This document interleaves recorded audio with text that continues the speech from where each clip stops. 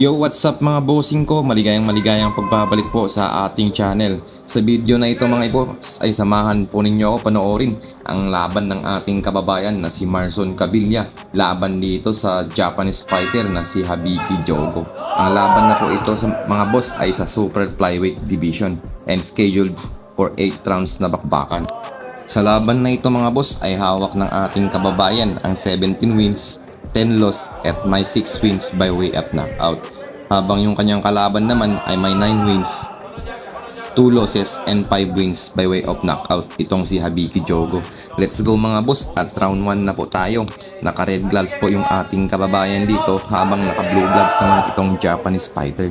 Kung titingnan natin mga boss ay mas matangkad itong Japanese fighter pero may kalaparan naman itong Pinoy fighter. Let's go mga boss kung titingnan din natin kung ano ang kayang gawin ng ating kababayan dito.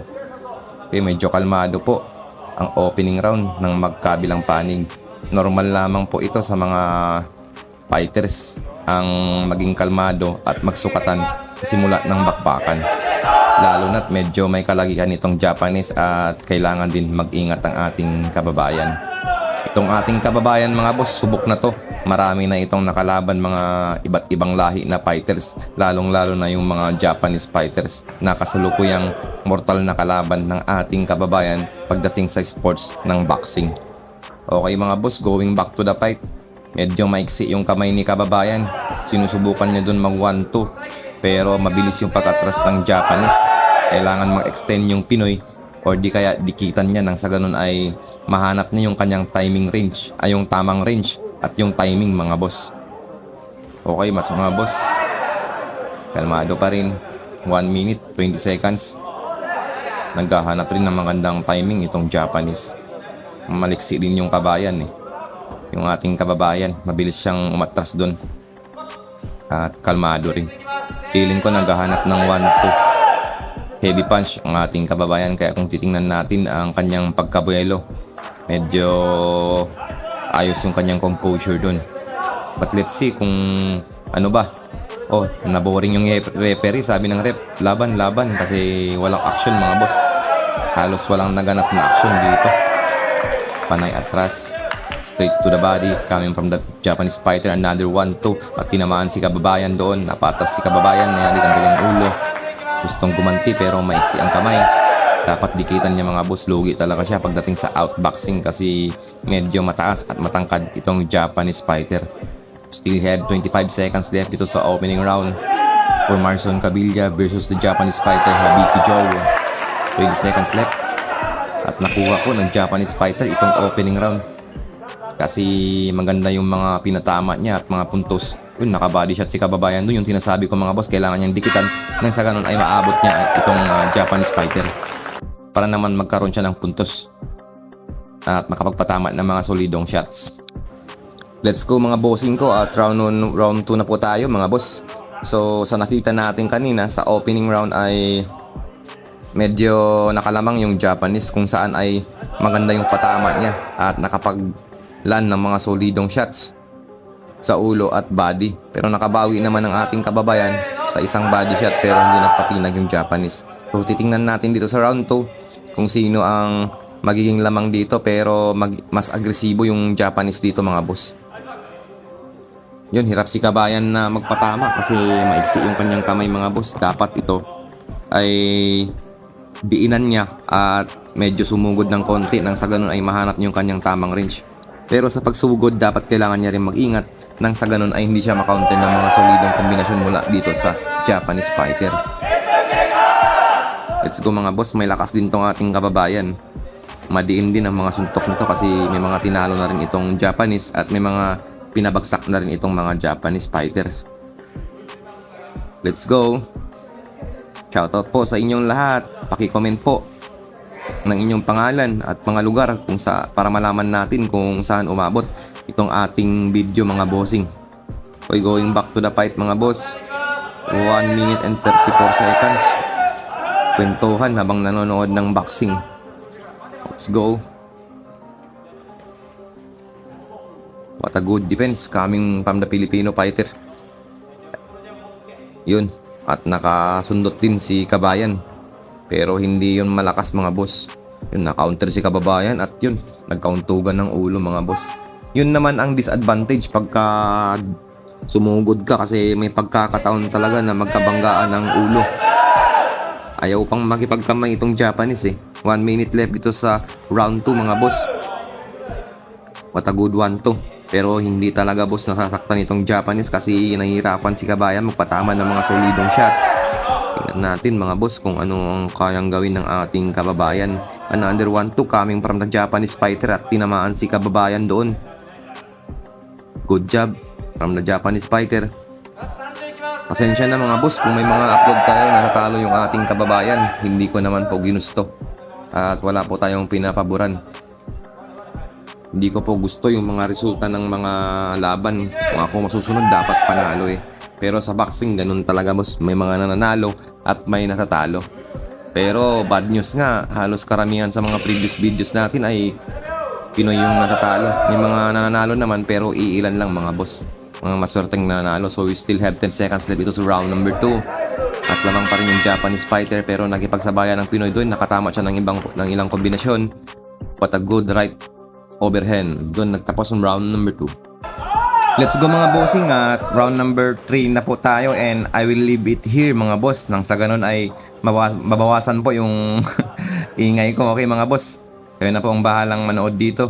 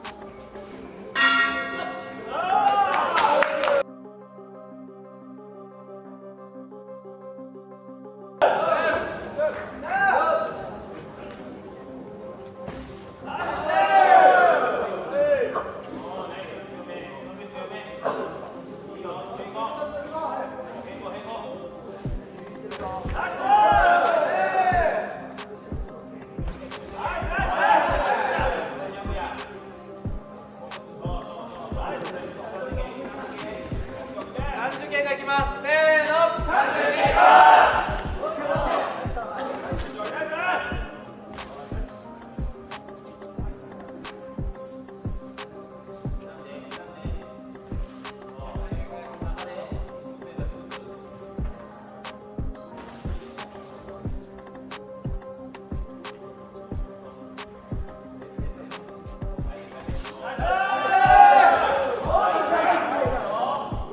経過いきますせーの1分経過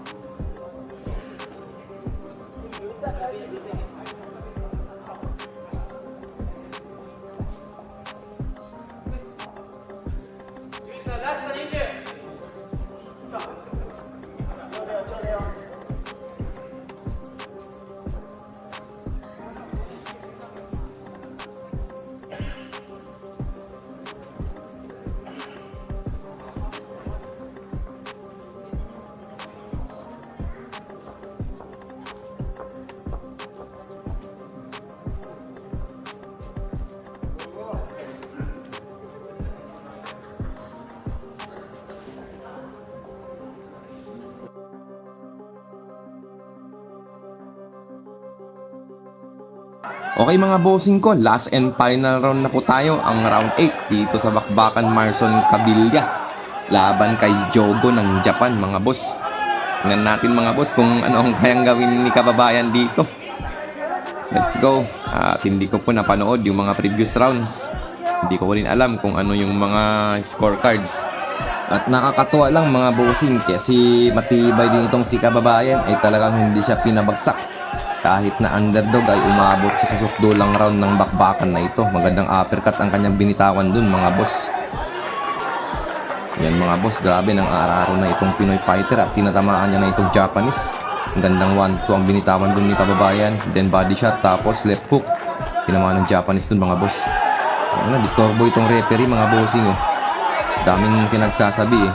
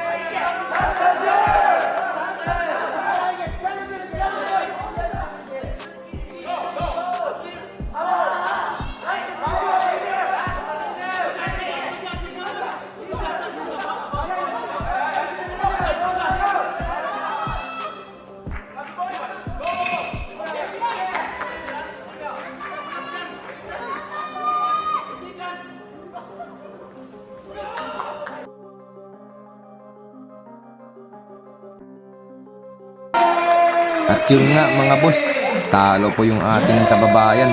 At eto ayaw pang yumakap. Tinalo po yung ating kababayan. Anyway, salute pa rin kay kababayan. Maganda yung laban na kanyang pinakita. Okay mga boss, hanggang dito lang muna tayo. Salamat sa laging pagsubaybay and see you sa next video.